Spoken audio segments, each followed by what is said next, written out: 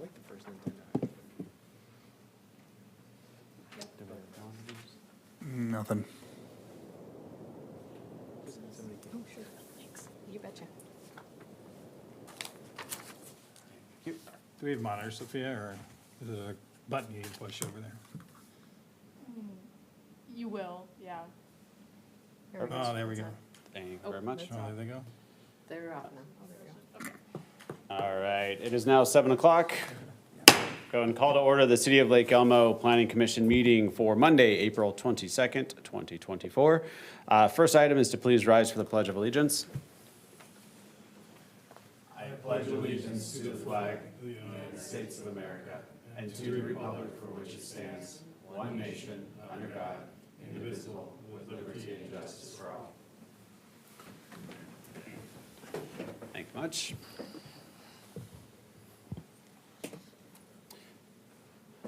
Second item on here is a notification here that Commissioner Geffre has resigned from the Planning Commission. So we do have an open seat for those in public that are looking to join the Planning Commission. Love to have you on board. And we thank Commissioner Geffre for his time served. Third item is to approve this evening's agenda, which includes approval of the previous meeting minutes, a single public hearing, as well as some communication updates. I move to approve the agenda of April 22nd, 2024. Second? Motion by Commissioner Bullock, second by Commissioner Reese to approve the agenda. All in favor, please say aye. Aye. Opposed? Hearing none, motion passes unanimously. Fourth item then is to approve the minutes from our previous meeting of April 8th, 2024. Any edits, alterations, clarifications needed? Hearing none, we'll entertain a motion to approve the minutes. Move to approve the minutes of April 8th, 2024. Second?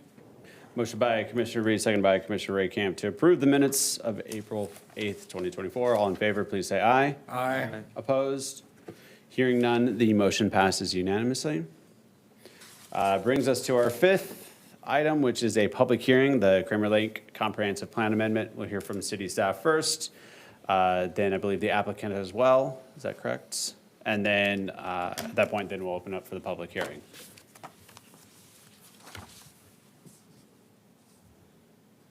Good evening, Chair and members of the Planning Commission. We're just working through some items here on the PowerPoint. Looks like it's up and running. Thank you, Sophia. So hello, everyone. We are tonight looking at a comprehensive plan amendment request for a project called the Kramer Lake Overlook. This is by Tamarack Land Development. This is a public hearing. So as an overview for everyone, this site is on the southern extent of the city's limits, just north of Interstate 94.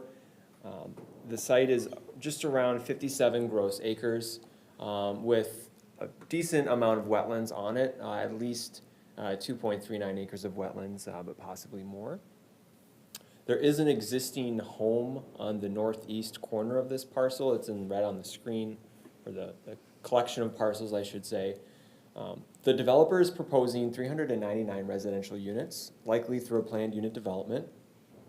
Part of the units that are being proposed, there is at least one building, as I understand it, that would be proposed to be affordable housing. And that does have some implications as far as the comprehensive plan amendment goes. We can talk about that. The developer is also proposing 3 commercial lots within the subdivision, and we'll look at the site plan in a moment. As an overview for you in terms of the city's infrastructure requirements in this area, city water and sewer connections would be required. And those utilities would be brought in through extensions to and through the site. There would be an internal public street network and a required reconstruction of Hudson Boulevard, which is on the southern extent of this proposed development.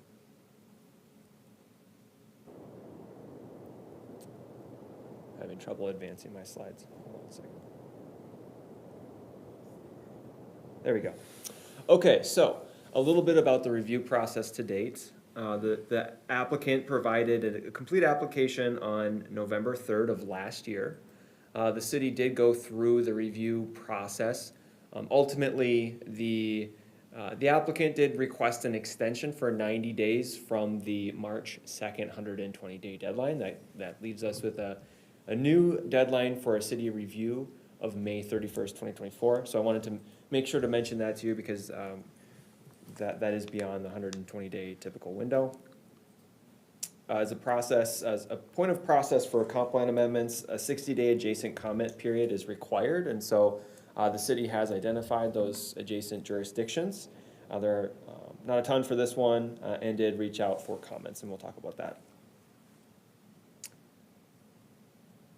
Okay, so here's the site plan. This was provided in the staff report, but just to kind of summarize what we're looking at here, moving from right or east to left or west. We're looking at the commercial lots on the east side, and then you've got two proposed multifamily buildings, followed by on the far west side, you've got twin homes proposed along that public roadway. And on the far west of this site, that is where Kramer Lake is. So a little bit of a land use analysis for you here. The future land use guidance for this property is mixed use commercial, and that allows residential densities of between 10 to 15 units per acre. Mixed use commercial doesn't always have just residential. Obviously, commercial is in the name, so there is expected to be some amount of commercial land in this area. The zoning district is currently rural transition. It would be mixed use commercial as well for the zoning. The city's zoning district actually requires a minimum of 20% of the area be commercial. So the important thing that we're here for this evening is the comprehensive plan amendment, I will remind you. And the amendment that the developer is requesting, we'll talk about that here in the next couple slides.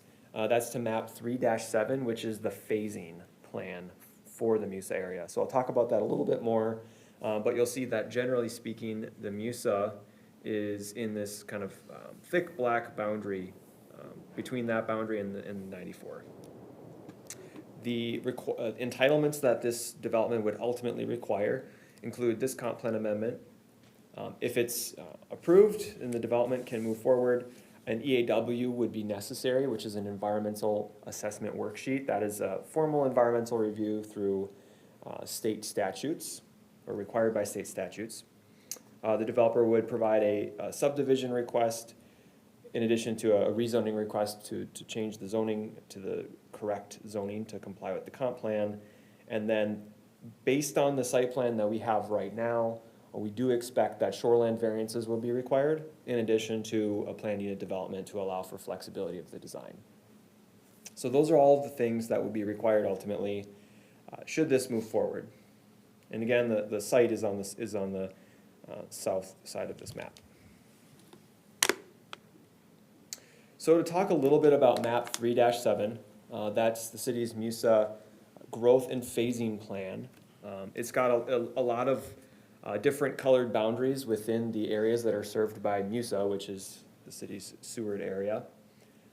The comprehensive plan does, and the Met Council did through the comp plan process, require cities to kind of articulate phasing for different areas within the community.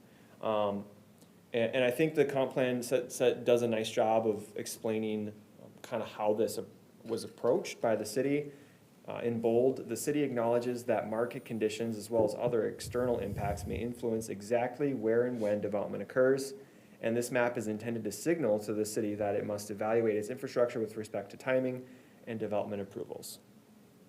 So the area that this property is in is intended or phased by this map to develop between 2030 and 2040. And I think the primary reason for that is really the challenge that the city will have ultimately in getting utilities into this section of the community. The reason that it's challenging is because we have Kramer Lake, which creates an obstacle, but also when we're connecting all the units that will ultimately be in this area, we need to have looped connections. And so what that means is basically from Lake Elmo Avenue to Keats, we need to be connecting those utilities through. In terms of water, that's a water pressure issue. in terms of sewer, it's making sure we've got sewers connected to the right location. So this is an important piece of this kind of grand scheme of things in the utility system. And that's, I think, why this area was really intended to develop in that period, just because it's complicated and we think development will get there eventually, but it might take a lot of coordination of those property owners in this area to make it happen. Okay, and so this is just another zoomed in map just to show you exactly what we're looking at with map 3-7. You can see that 2030 to 2040 boundary with the site being the one that has the star on it. So the applicant provided a timeline in their narrative that I wanted to put up on the screen here. This indicates that, starting basically this spring, summer, moving through the development timeline, the applicant, long story short, would expect the final occupancy of this area by 2029. So that gives you a little bit of an idea of how long the development process does take in some cases, especially when there are different phases with larger developments. So a little bit about the zoning for this site. I wanted to mention that it's in the shoreland overlay specifically. So that's really the thing that I wanted to kind of express on this slide. Again, we're looking at a mix of different types of units. So between the twin homes, of which there are 92 proposed, and the multifamily units, 307, that's where you get 399. So again, here's that site plan, and I want to talk now about the implications of this property being in the shoreland overlay. So there was an analysis done back in December when we brought this in front of the city council for a concept plan review. Really wanted to understand what are the challenges that the shoreland overlay creates for this project. First and foremost, the shoreland overlay is established as an overlay that is 1,000 feet from the ordinary high water level of Kramer Lake. So it's a 1,000-foot buffer. In that area, there are limitations in terms of density where units can be located relative to the shore, the height of structures, also setbacks of structures from the shore area, and then lastly, and importantly, as you recall, impervious surface limitations. So looking at the concept plan that we have received, there are a couple areas where it does appear flexibility is going to be needed. And one thing about developments in the shoreland overlay is that we cannot use planned unit development to give them the flexibility that they're requesting. Commonly when people are looking for flexibility from our ordinance, we'll work them through the PUD process, as you all know. I just want to make sure I mention again that flexibility to shoreland overlay standards must be approved through variances. This is a requirement of that has been communicated by the Minnesota DNR because we cannot, there's really no other statutory tool to permit flexibility to state rules. Okay, so bringing it back out of the weeds here, flexibility that's being requested as far as we know right now. Number one, there is a tiered review where we look at fixed distances from the ordinary high water level. And so we're looking at tiers 1, 2, and 3 based on the distance of those tiers. And we're looking at the density within each area. And what we're seeing is, according to the city code, which is a little bit more restrictive than the state's model ordinance, we're seeing a few too many units of those twin homes in those tiers. So that is one area that this development would need flexibility. Another is to the setback for twin home units. That's established in the city's ordinance as a minimum of 250 feet, depending on how, which section we're working on. But within the shoreline overlay, 250 feet from the ordinary high water level. And then lastly, I did want to mention impervious surface. I don't know, based on the level of detail that we have in the concept plan, that this will be an issue. I just wanted to call out that it is possible with the way that these twin home lots are platted. There could potentially be an issue meeting the 30% maximum for impervious surface. So again, that is something that it feels like could probably be worked through, but the first two do appear to be issues that are related to what we're seeing in the concept plan. So I do want to mention that, this is not a terribly easy property to develop. First and foremost, because of the way that it's zoned and guided. There are a few, though, conditions or considerations rather to how we could maybe meet the shoreline standards. So one is to consider the type of units that are proposed in the development, and potentially to make them a little bit more compact or locate them outside of the shoreline overlay. With that consideration, we also might, consider moving the commercial actually in the shoreline overlay, because that's not going to create a density conformance issue. There will be other standards that commercial is held to, though. So there are ways that we can meet these standards, but I'll let the developer speak to what they're looking at from their perspective on the site. Okay, I wanted to very briefly mention the impacts that affordable housing has on comp plan amendments, and it's not for the Planning Commission necessarily, but affordable housing projects do have a lower vote threshold for the City Council to approve them. So we go from a supermajority vote that's required for most comp plan amendments to a simple majority at the City Council. Some review comments. I did provide some review comments that were given by the city engineer and the fire chief back in 2022 when this development kind of was being first reviewed. Some of those things are still relevant, especially relating to utility connections that are required, et cetera. The Valley Branch Watershed District did provide a comment that was included in the staff report. Specifically, there is concern from their perspective on the hardscape that's proposed in this development, and specifically with the soils, how the project will ultimately allow for stormwater management to be effective.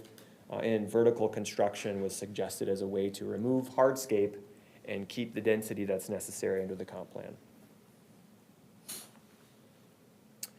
So the public hearing notice. So we had a public hearing which was noticed in January of this year. You'll remember that we continued this item at one of our meetings, at that meeting, and re-noticed it now for tonight, so April 22nd, 2024. We didn't have any comments prior to today, but we did receive one written comment from a resident today, which is now available on the city's website. So given that we, as staff, have reviewed the conformance with the shoreline ordinance, and the fact that it feels like there are some things that could be done to the development to get it a little bit more compliant, we have written findings for a denial. So I'm happy to talk to you about some of those findings this evening. One thing I didn't mention is the challenge of utility connections in this area. So this property surrounds an existing business. It's my understanding that they're not interested in connecting to utilities, so that is a challenge from a standpoint of needing to connect everything with infrastructure. So let's talk about the city's options with this, and specifically Planning Commission. You have several. You can recommend a denial with staff's proposed findings. You can amend the findings for denial. You can recommend approval to the City Council, and I would suggest that if you do that, you will work through some proposed findings of fact. And if the City Planning Commission does not provide any recommendation, the council will have to act without one. So prefer that you take options 1 through 3. I would also note to you that this is a quasi-legislative decision that the city has, so you have some ability to really talk through the implications of amending the comp plan here. So that brings me to my recommendation, which is to recommend a denial with the findings that we have in the staff report and that I've presented to you. I would note that the developer is here this evening and has prepared some slides for you, so I'd encourage you to hear from the developer and hold the public hearing that was noticed for tonight. So that's what I have. I'm happy to take your questions. Can you go back to the tiering slide? Yeah. It had a table in the bottom left corner of it. The tier 1, 2, 3, just to make sure I'm visualizing it, assuming west is tier 1. Correct. Why do we allow fewer units in 2 versus 3? So we So have- it's based on the developable area within each tier. So what we do is we take the net, basically the net buildable area, and divide that by the minimum area for a sewered lot in the shoreland Okay. of that type. So that's basically what we're doing. Gotcha. Yep, That makes more sense. Thank you. yep. And just to build on this, the tiering analysis is not something that you see every day in your reviews. So the city does have a tiering analysis in its shoreline ordinance. Like the state model, the city's ordinance does allow planned unit developments to have an additional 20% bonus density beyond what's normally allowed. So there is a bonus density of 20% in each tier, where the state model allows a little bit more bonus in further tiers. And so the state model is really trying to pull development away from the water.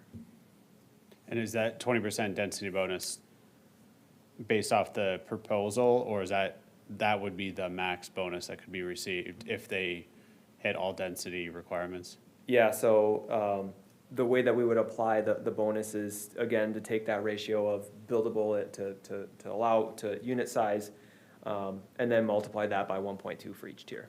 So we can't transfer, unless they're doing like 1.1, 115%, let's say, they could transfer that extra 5 to an additional tier, provided they're not already over 120%. Okay. And then what's the units per acre that's being proposed here?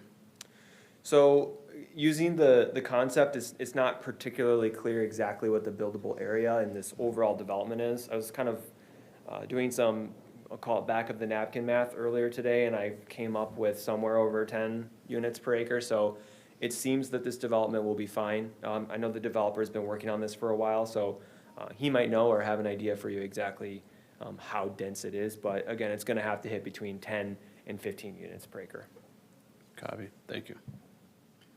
Nathan, ideally, how, if we can go further back, how ideally would utilities come in to this parcel? That's a good question. So. And I guess exit, because we're looking for two entrances, or two locations, correctly? Yeah, I'm not gonna have a full answer for this question, Yep. but I do know that utilities should be available along Lake Elmo. I think it's Boulevard. Avenue. So, yeah, and Dan might have actually, Okay. based on his understanding of the site, he might have some knowledge there. But generally, they'll be extended from east to west. And can you go to a further, whether it's the land use map? Yeah, And right now, the existing business, you're saying the businesses, the parcel owners, oh, yeah, so Pet Images is the business right here on the screen. So this oh, in development. the would middle, okay. Basically surround that one. We do have to have Hudson Boulevard reconstructed all the way from east to west. It doesn't make sense to leave, a short segment there, in addition to needing businesses, or when there's opportunities to connect to city utilities, and you're in the MUSA, you do have to connect. I hope I'm asking this correct, kind of build off of what would need to be done between now and late 2030 to get this to be, because this is not, right now, we're not thinking this is gonna develop until the next comp plan to 2030, 40, correct? It's not Yeah. guided to. Right, it's guided, yeah, the comp plan has guidance that would not allow the city to approve a development until 2030, like, So what Yep. would need to happen to get it up to that point where, or when they could reach the guidance, just so I can kind of understand? yeah, got it, Commissioner. So that's exactly what we're here for this evening. The developer has requested this comp plan amendment, and what they're gonna do, or what they're requesting the city do, is go to map 3-7 and change this particular parcel from 2030 to 2040 to 2020 to 2030. So that, literally, the physical change on this map will be that the line surrounding this parcel changes to pink. Okay. And it's gonna change to pink because in one of the prior slides, you said final occupancy was gonna be 2029. Yeah, So it's before 2030 that all this is gonna be complete. correct, that's a good question. So up on the screen, this was provided entirely by the applicant in terms of a timeline, so I don't know that I would say, you know, it's from city staff's perspective if it's gonna be accurate or not, but, there is a long timeline for phase development, of course. Any project, any subdivision that is within, I'm gonna go back to that map. Any subdivision in an area that's guided for development between 2030 and 2040 will not be allowed to be basically approved by the city because it won't be consistent with the comp plan. So if it's a sewer development, which it has to be in the MUSA, right? It's gotta be in the correct phase. And we actually figured this out through the North Star development, which was, if you recall, in a similar situation, except for the development had already been approved. So the development was approved, the developer went to request their sewer extension permit with the Met Council. The Met Council actually rejected the sewer extension permit because it was in the incorrect MUSA phase. The Met Council will review this as though this property is not in the MUSA until 2030, as currently guided. Do we have to give one if we're taking one? So if we pulled something forward like this, would something that's marked pink have to get pushed back out? The short answer is no. It's not as though we're doing like additions or subtractions to the actual MUSA area. So it's like we've already kind of planned for this. However, it's just not in the right, literally in the right decade. Gotcha. Would the intent for, if the MUSA expands around this parcel, then do we go all the way down to Hudson and bring it across? And then forcing the other property owner to be in the MUSA? So we have the ability to only amend the phasing map for this particular project. So Okay. just for this parcel boundary or So yes. there'll be an island. There could be, Yeah. depending on how and if the city, if the city wanted to say, well, it doesn't make sense to keep this one small parcel that's surrounded out of it, then I suppose that we could amend the area, the subject area of this property plus that island, so to say.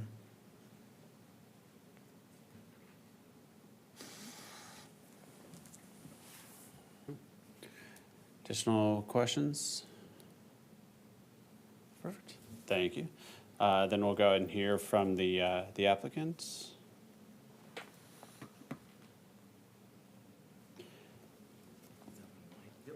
And as you're getting set up, if you don't mind, just name and address and relationship for the project.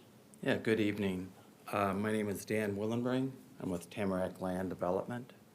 My address is 400 Tanglewood Lane, Marine on St. Croix. So I'm a resident of the valley like everyone else here, so. Thank you for entertaining this project tonight. A lot of my slides will be a little duplicate of what Nathan presented, but I think just for thoroughness, I'm going through some of the MUSA maps and things like that, and I'll quickly go through that. But here's the project location. It's on Lake Elmo Boulevard and Hudson Boulevard in the northwest corner.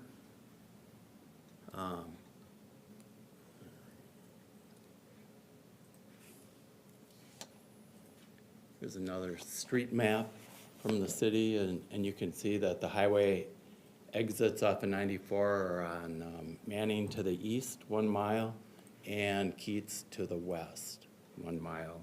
Other than that, there's that Lake Elmo goes over Highway 94 into Woodbury.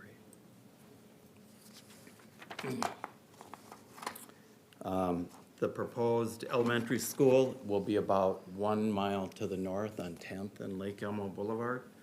And that was just recently got a comp plan amendment to move that location into the MUSA.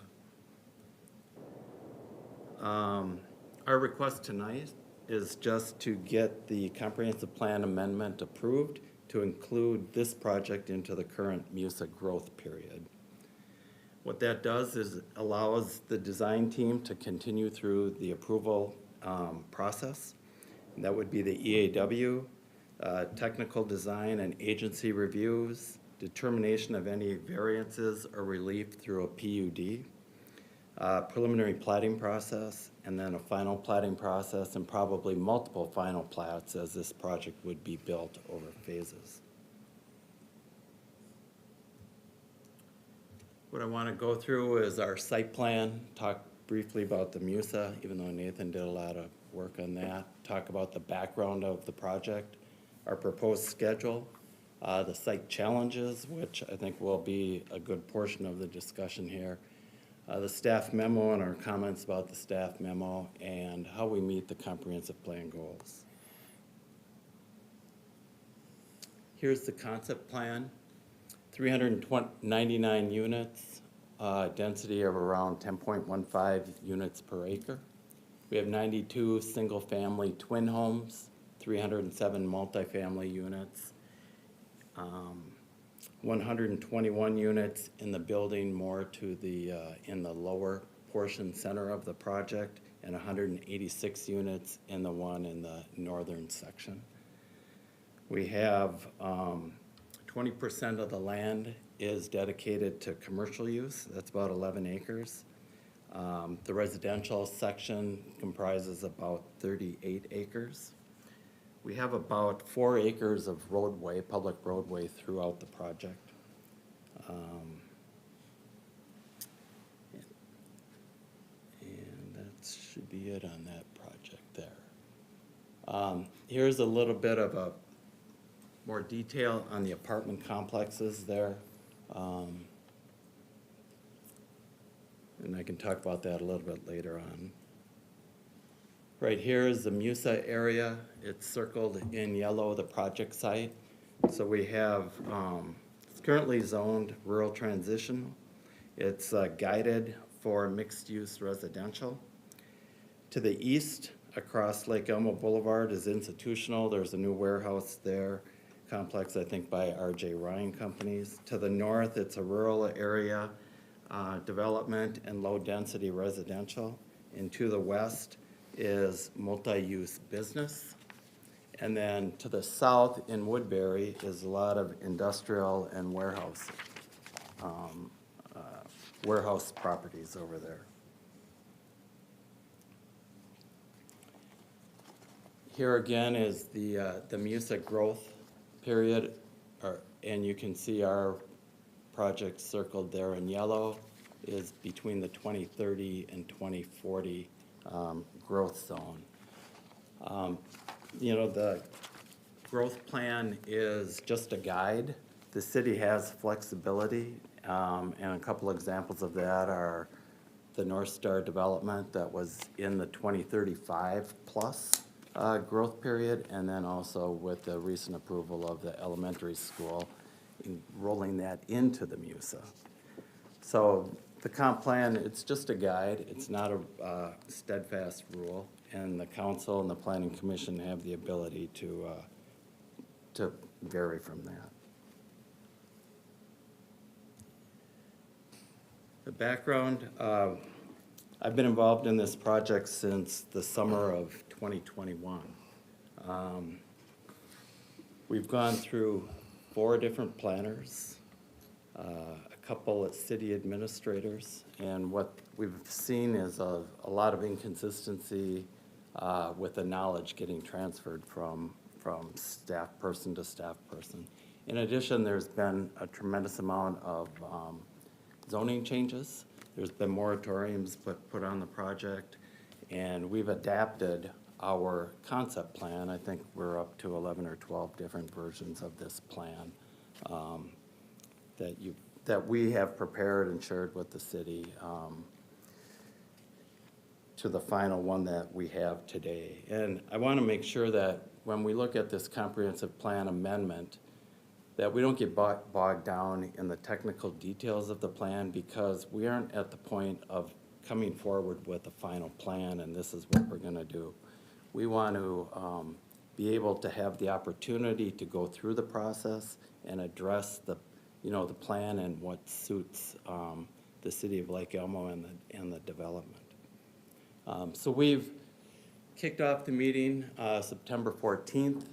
One of the main concerns we had at that time was that this was in the 2030, 2040 growth rate for MUSA.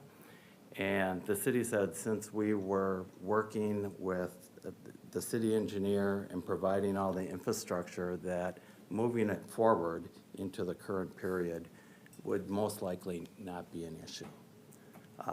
We've had meetings with the Valley Creek Watershed. We had another meeting with staff when we had to bring in the higher density. We started out with low density on this project. At the staff meeting on the 14th of September, it was determined that we needed density at 10 units per acre. Over time, then the commercial component came in with a zoning amendment that required 20% minimum retail commercial. So we've been adapting our plans all along. The landowners, the Peltier Family Trust, was approached for a water tower location, and they gave the city or sold the city the area to put up the water tower.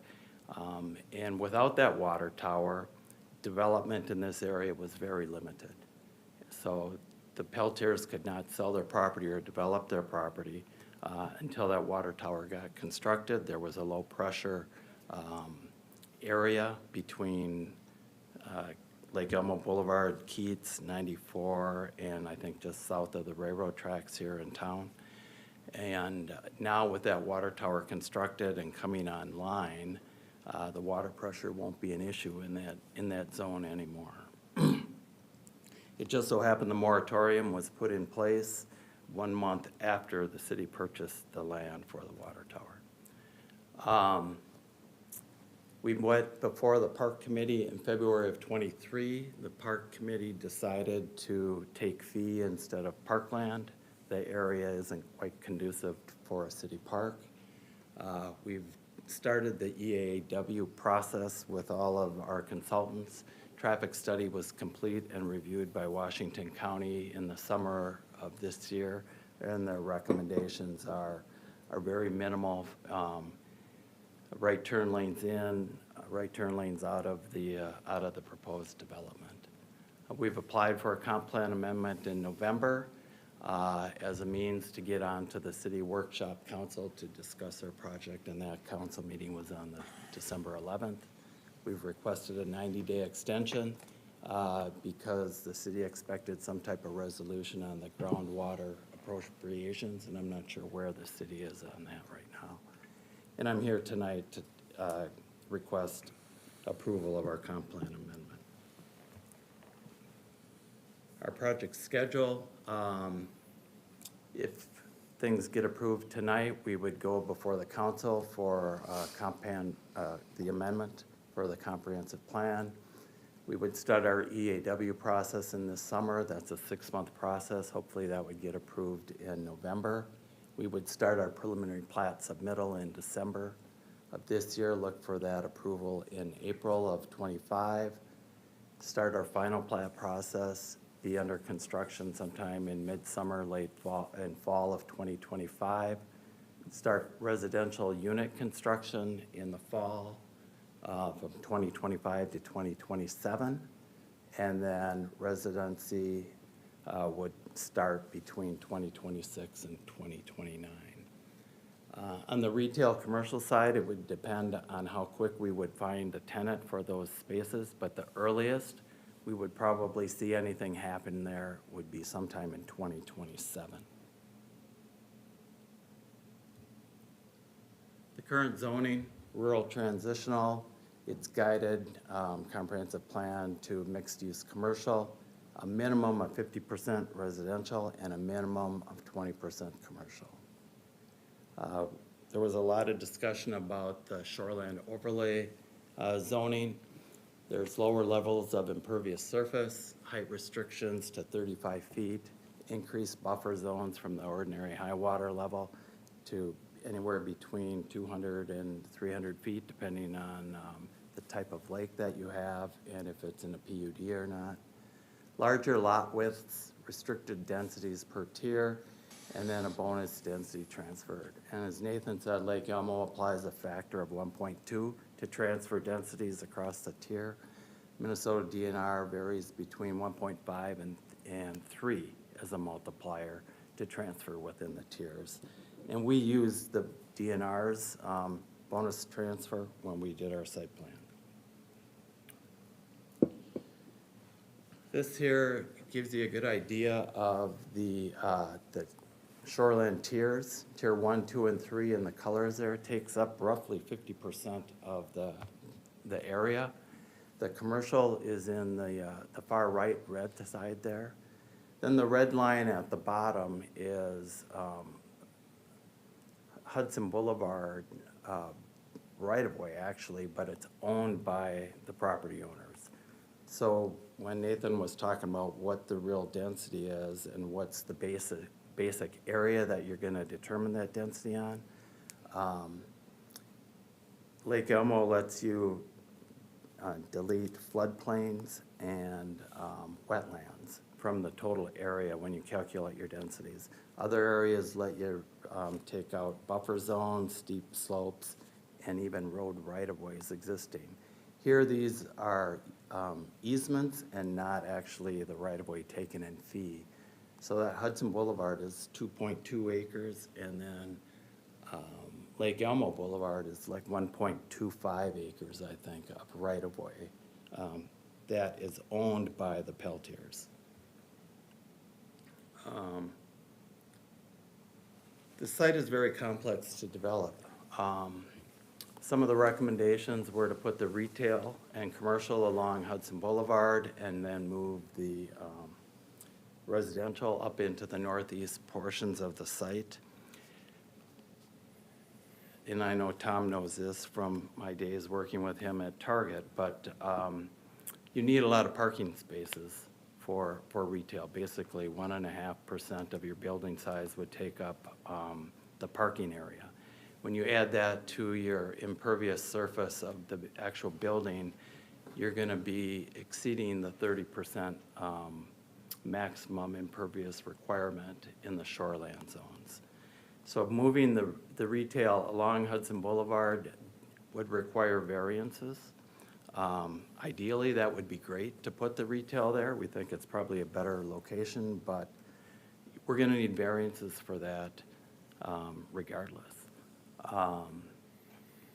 Also, the height limitations of 35 feet may impede some of the development on some of the retail centers. So it's hard to fit the 10 units in per acre because with the shoreland tiers, we're stuck between 2 and 3 units per acre for density requirements. The lot sizes are like 200 feet in the shoreland zone, so we'd be looking for some relief on that with our residents, our twin homes. So you can't get in the density that's required under this mixed-use commercial zoning and compete with the shoreland requirements. It's tough, and we think we've done the best that we can to minimize the variances needed to get this project approved. Some of the staff memo comments here that I wanted to go through is, just give me a second here.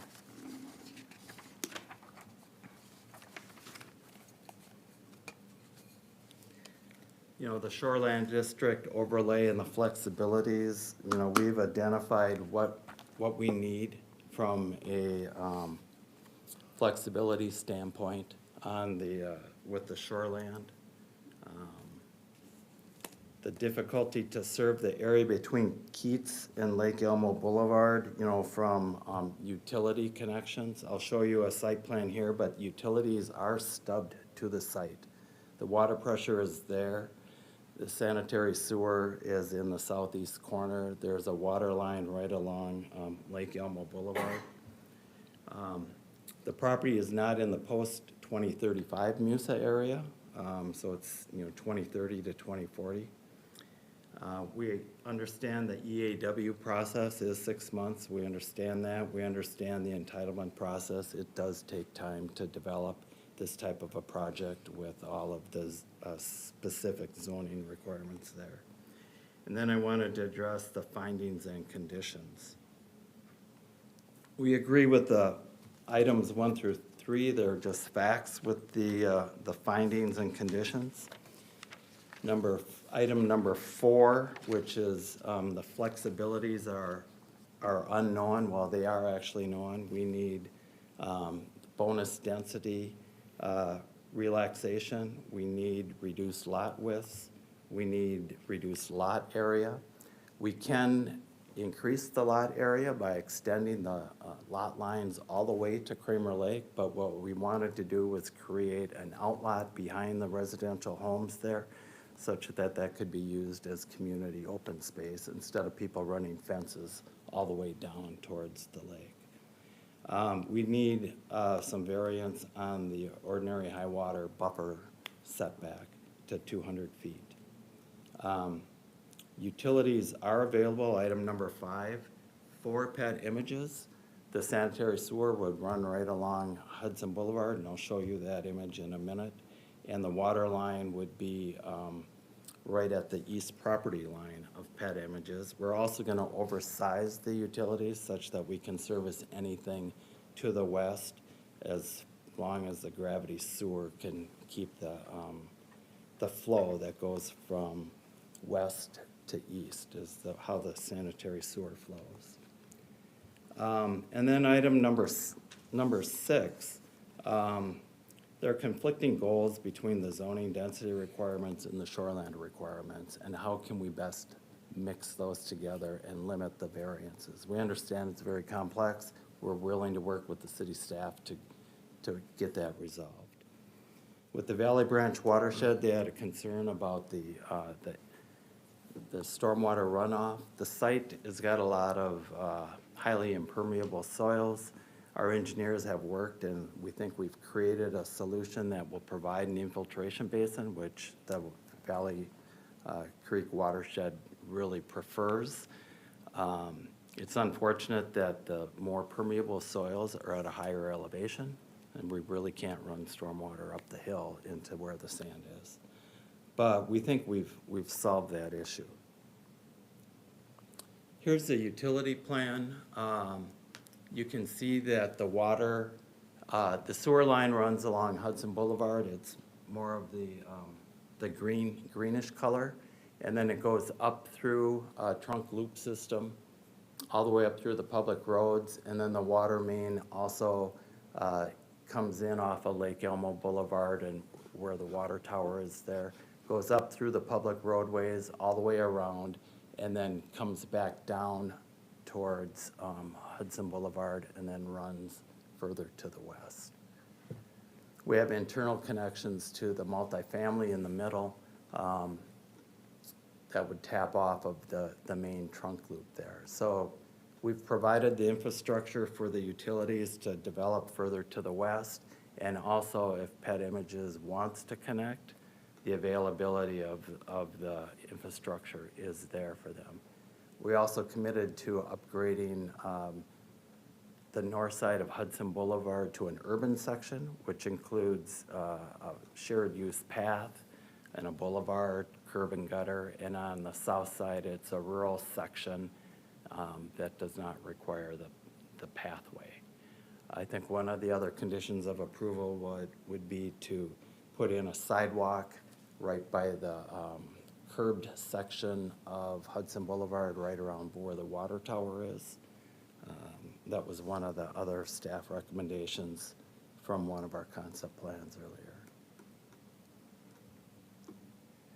The comprehensive plan goals, which I think this is what this meeting is really about, is, we've met several of the items in each one of the categories.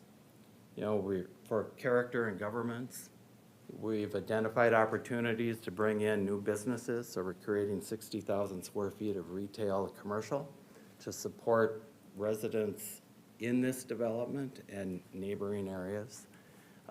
We've maintained and enhanced the connection of residents to natural resources through the open space and outlots and providing access and view corridors to Kramer Lake. We've worked with the residents and landowners and other stakeholders through the development process in the city to meet the future land use goals. We've enhanced the network of trails through the trail system on Hudson Boulevard. It's a balanced and developed growth. Recognize that, we're adding sewer and water to further development. And we have a land use and phasing plan that promotes contiguous development and has flexibility to respond to the market and results in a balanced use pattern. Housing, we created various housing types on this project. We've explored ways for life cycle housing throughout the community, and we support all of the affordable housing needs outlined in Chapter 5 of your comprehensive plan.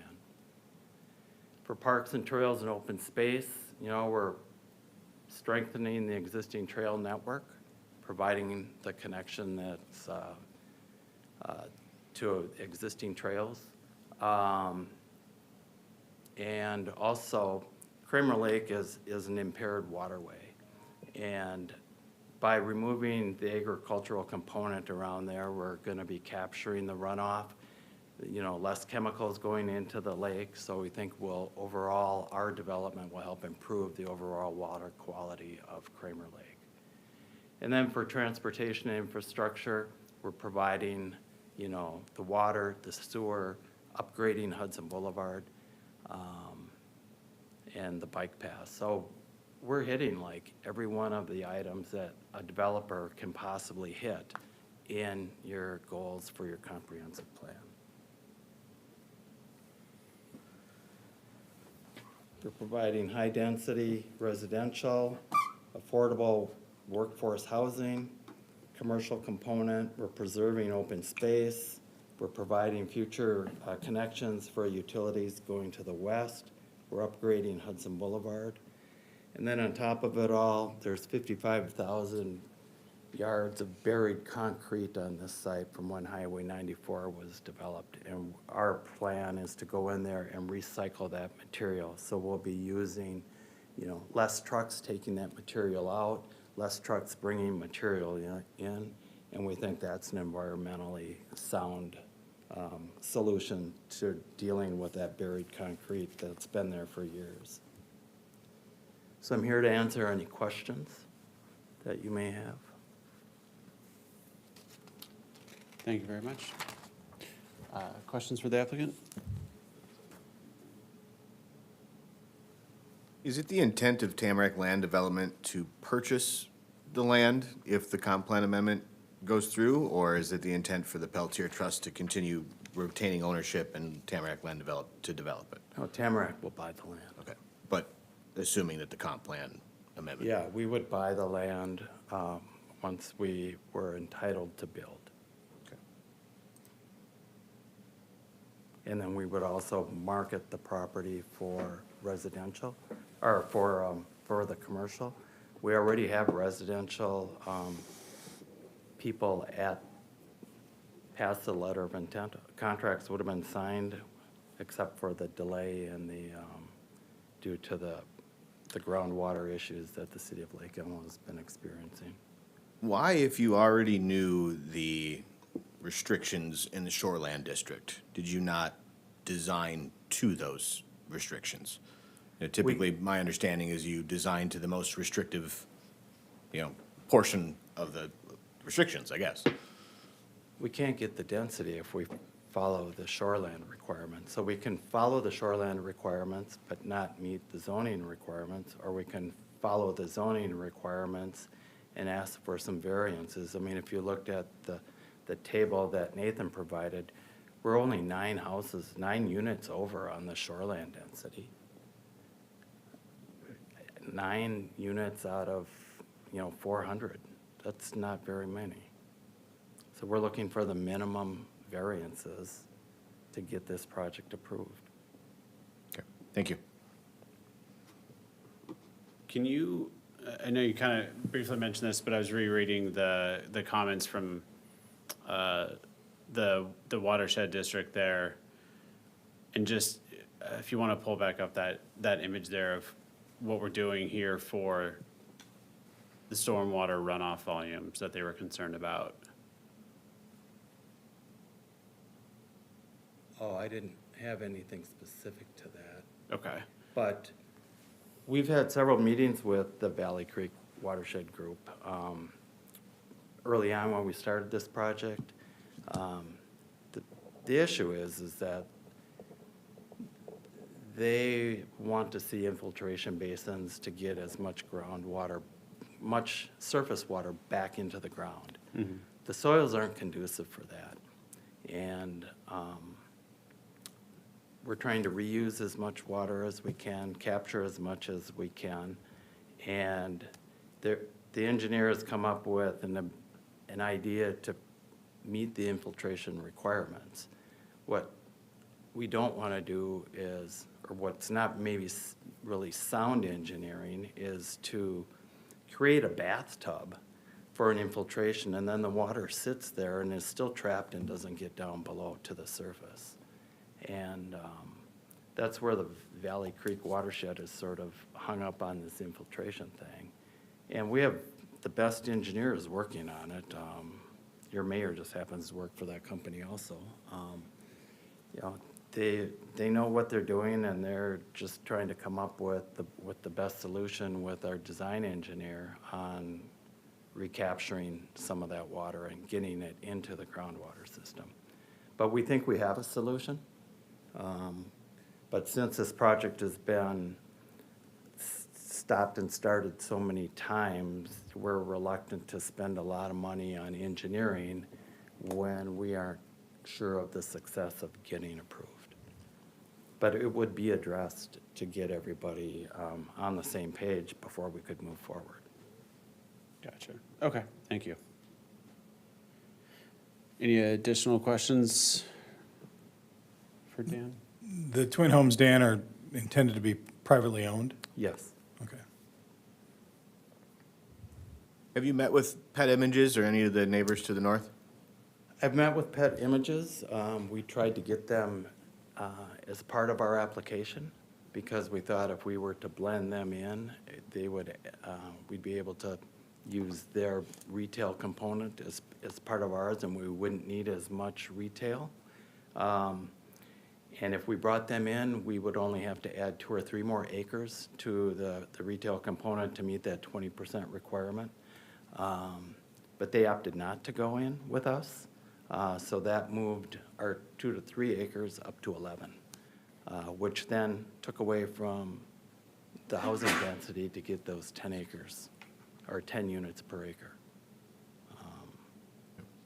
We'd be interested in talking to them again, but they seem to have their own plans and did not want to be part of our development.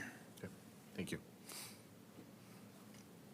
We have not talked to anybody to the north of those private residents. Oh, and then one clarification.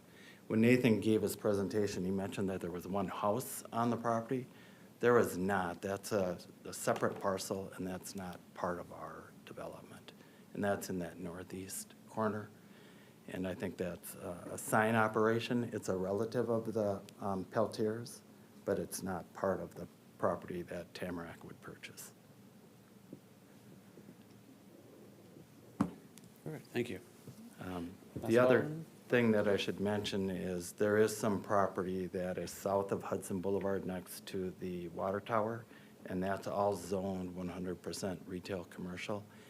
That property is going to be separated out prior to the purchase of the land. Is there a reason you wouldn't use that as some of your commercial space? They want to retain that, and that wouldn't count towards our mixed-use commercial percentage because that's strictly zoned as retail commercial. Gotcha. Thank you. Thank you. Last call, any other questions? Perfect. Thank you, Dan. You know, so I'm just asking that you consider to give us the opportunity to move forward, you know, with the comprehensive plan that allows us to iron out all these engineering details. Perfect. Thank you very much. Thanks, Dan. Appreciate it. So back to the commissioners, this is scheduled for a public hearing, so we'll need a motion to open. Move to open the public hearing. I second. Motion by Commissioner Stiles, second by Commissioner Willig to open the public hearing. All those in favor, please say aye. Aye. Opposed? Hearing none, motion passes unanimously, and the public hearing is now open at 8 PM. I have 3 listed here. That seems to match the number in the room. For clarification, we did receive the one email that was in our packet. If everybody got a chance to read that one, that was, as a recap, I believe was in support of the motion to recommend denial. Is that correct? Okay, thank you. All right, and then as a reminder for those in the public, as well as our news commissioner, so public hearings, I'll call you up here, ask you to just repeat name and address into the microphones there. I'll start a timer. You'll have up to 6 minutes to speak. At 1 minute, I'll give a little 1 minute left, and then cut you off there at 6 minutes just to keep things moving along. Again, it's your opportunity to be able to speak your mind, your opinion. It's not an opportunity to ask and receive questions. We have to keep it kind of a one-way street there. After everybody has spoken, we will have another motion to close the public hearing. At that point, public comments are closed, and it'll be back on the commissioners for discussion. So we'll start things off. Susan?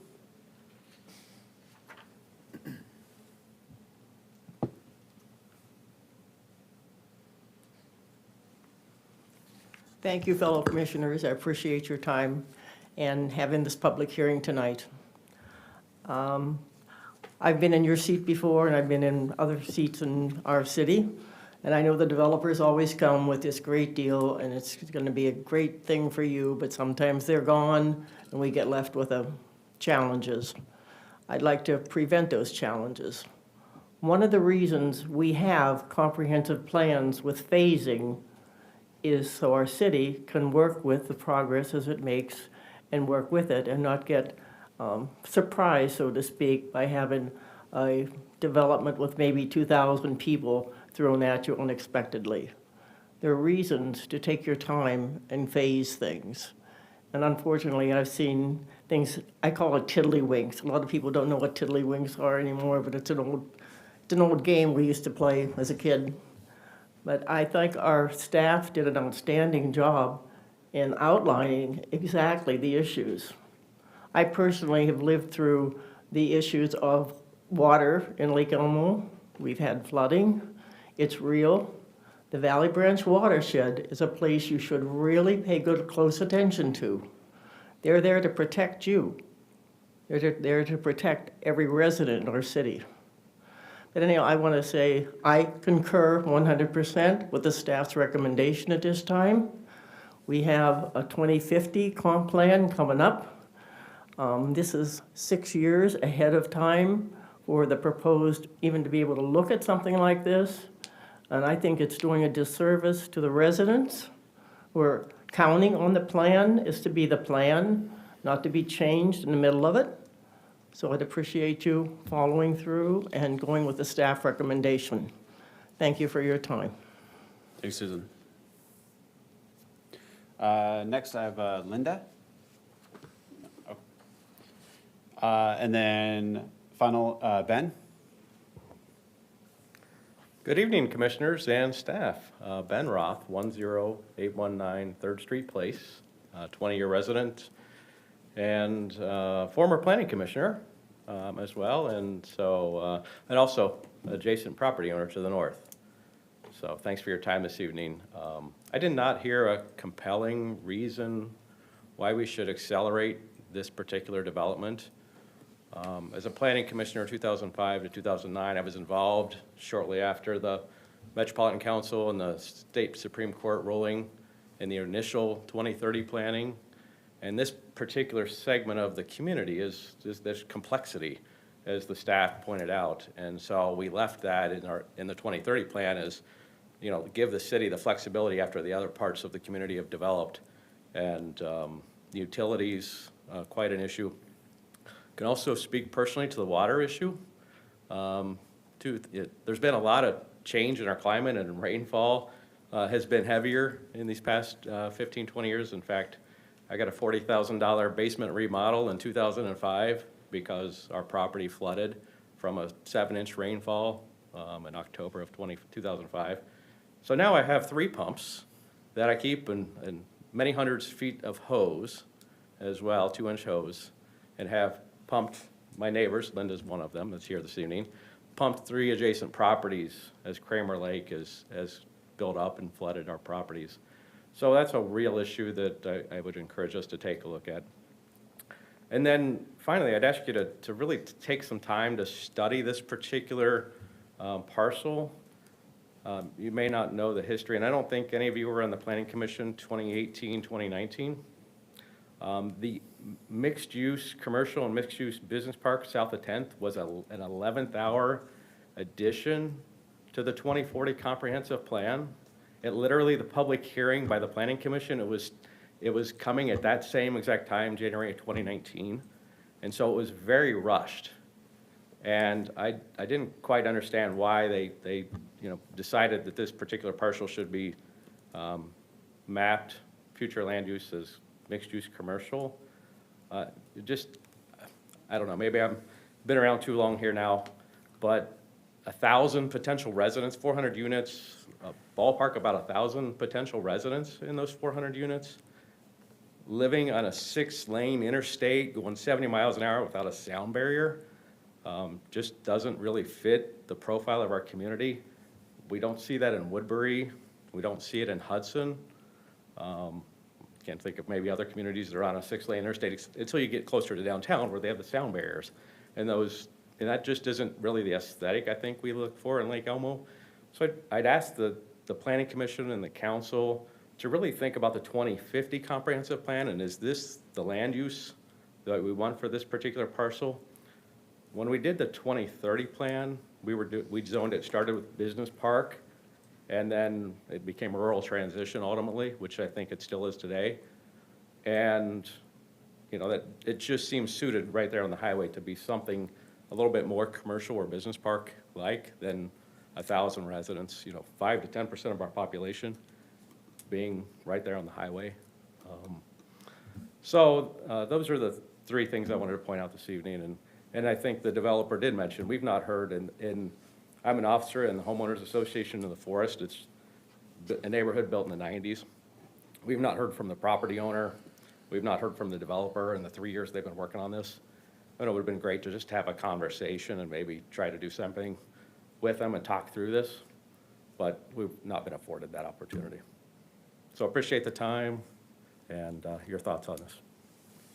Thank you, Ben. And just double checking, you're good, Linda? Okay. Okay. Not a problem, understand, thank you. So that gets us through our list for those in attendance to speak. At this point, we can take it back to the commissioners to make a motion here to close the public hearing. Motion to close the public hearing. Second? Motion by Commissioner Raycamp, seconded by Commissioner Breeze to close the public hearing. All those in favor, please say aye. Aye. Opposed? Hearing none, motion passes unanimously. The public hearing is now closed at 8:08 p.m. Taking this back to the commissioners, again, there is the recommended motion on page 6 of the staff report there. If anybody wishes to make that motion or a different one. Motion to recommend the city council deny the request of Tamarack Land Development for a comprehensive plan amendment with the findings proposed by the Planning Commission and conditions proposed by staff. You should say planning commission, right? Move to recommend the city council deny the request. Got it. I mean, I read it exactly how it's. Sorry. All right, we have a motion by Commissioner Breeze. Do we have a second? Second. Seconded by Commissioner Stile. Let's kick that off with discussion. Commissioner Breeze, if you would like to start. I really appreciated hearing from former planning commissioners that especially worked on this comp plan. That was helpful, so thank you for being here and giving your feedback. There's a lot wrong with this proposal and this site, but that's not what we're here to discuss. We're here to discuss the comp plan amendment. It is guided for the next decade. I think that's probably when it should happen, is in the next decade. I know we've made some exceptions recently, and I've heard from a lot of people that the comp plan is not just a guide, it's our plan, and we should adhere to that. So feedback has told me that we should stop messing with the comp plan. So for that reason, I am against this development at this time. I'm against this I just think that as Commissioner Vreese said, there is a timeline for this, and I worry that we're rushing that timeline right now with that. And with these utilities not there, I think it would create too many problems, so therefore I'm against it. Thank you. Open up to the other commissioners.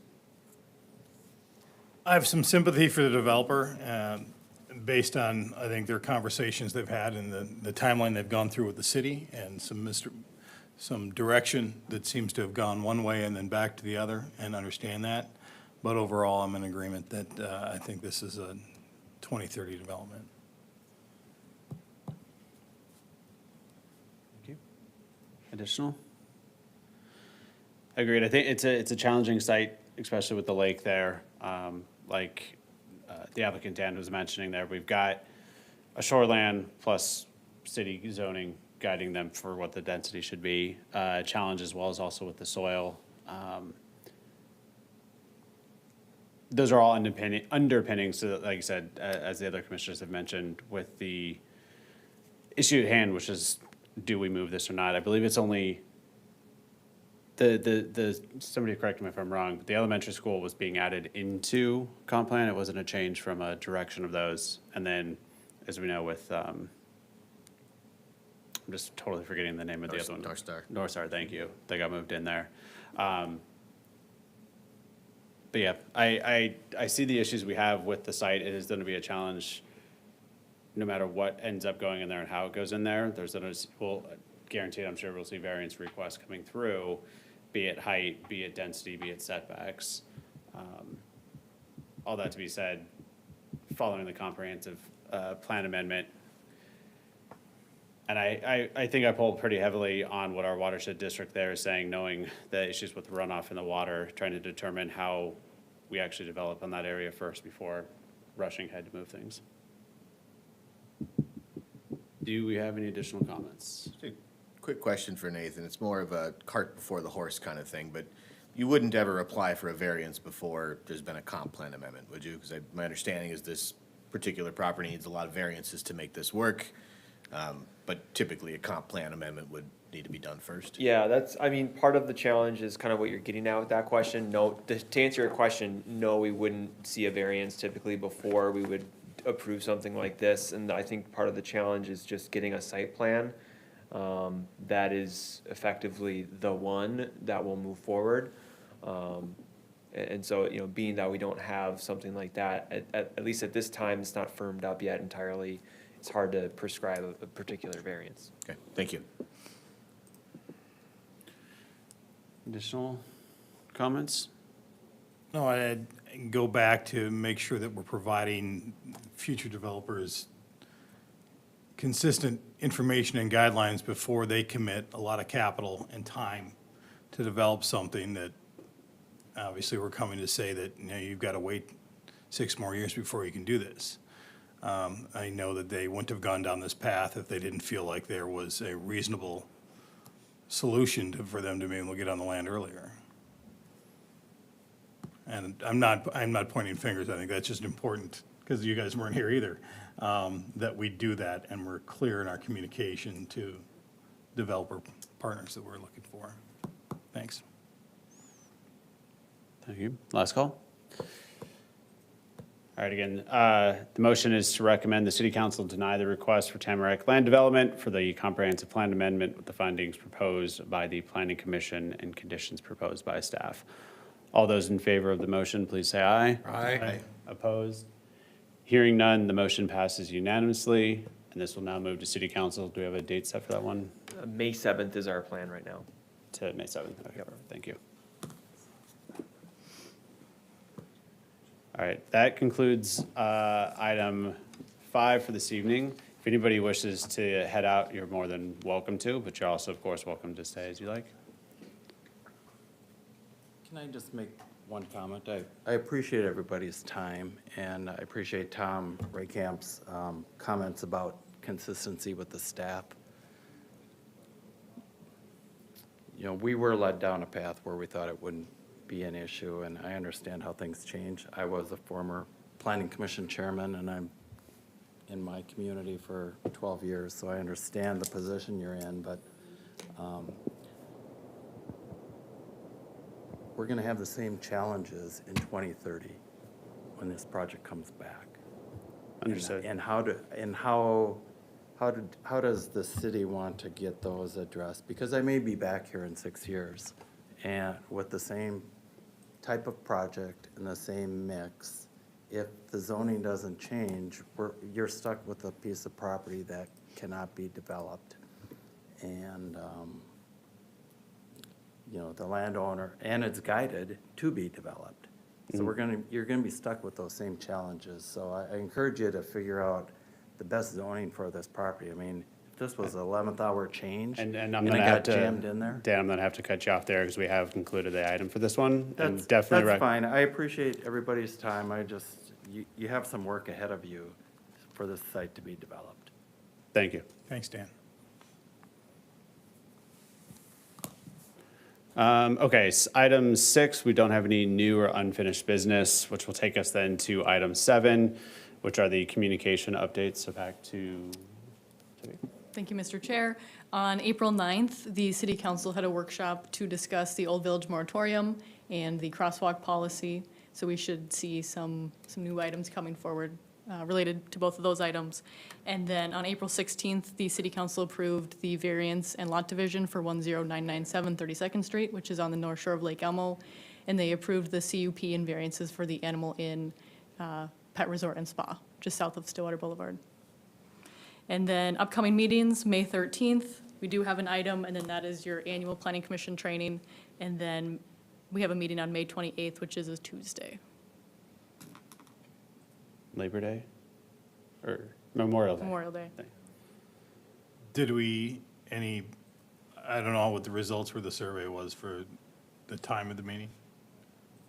I believe we'll be working on a text amendment to move meetings up to 6:30, but Okay. we're still working on it. Thanks, Sophia. Perfect. All right, with that, we've gotten through our agenda for this evening. Again, as always, much appreciated everybody coming out, spending your evening, all the work for, and thanks to city staff for putting this on and staying late with us.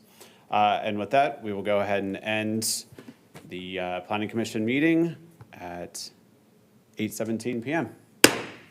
Thank you much.